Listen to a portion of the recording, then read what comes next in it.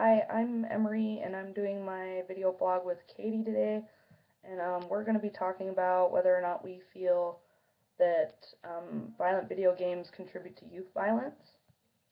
We found a few studies that have some pros and cons for this theory. One of the pros that we found for it states that stimulating violence, such as shooting guns and hand-to-hand combat in video games, can cause real-life violent behavior. Um, One of the examples they gave in this study was the two teenagers in Tennessee who shot at passing cars and killed one driver, told the police that they actually got the idea from Grand Theft Auto 3. Um, and Bruce Barthlow, a professor of psychology at the University of Missouri, spoke about the effects of stimulating violence and said that more than any other media, video games encourage active participation in violence. From a psychological perspective, video games are excellent teaching tools because they reward players for engaging in certain types of behavior. Unfortunately, many of those video games happen to have violent behavior in them. Also, one of the pros that they had on there was that many perpetrators of mass shootings played violent video games, um, such as like the teenage shooters in the 1999 Columbine High School massacre of over 13 students played violent combat games. They also listed a few other people in there. Um, Also, Anders Breivik, who killed 77 people in Norway in 2011, actually admitted to using the game Modern Warfare 2 for training to do his massacre.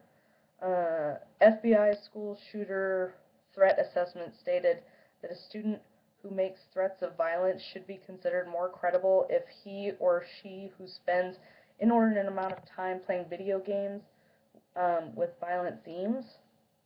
Um, so those were the pros that we found.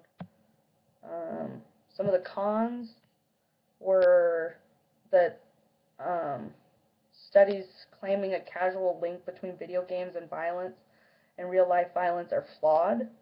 And they talked about how many studies failed to control factors and, like, basically they could have been violent from like family history, mental health issues, and most of the studies don't actually follow children over a long period of time. It's mostly over like just the period of the study.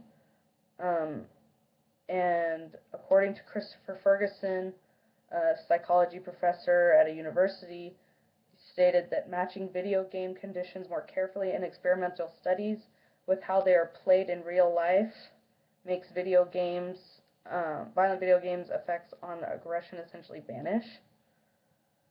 And then we also found a con to kind of go against the one stating that shooters, massacres um, relate to video games. The con they stated was playing violent video games does not cause kids to commit massacres or mass shootings.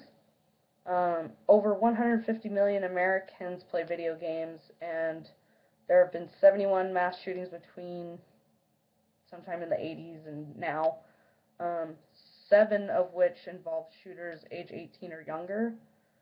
Um, Basically, um, stating in the study that it's there is no correlation between whether or not a mass shooter played video games or not.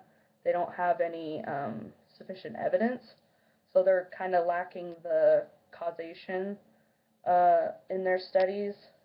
Um, and both Katie and I believe that there is no correlation between the two.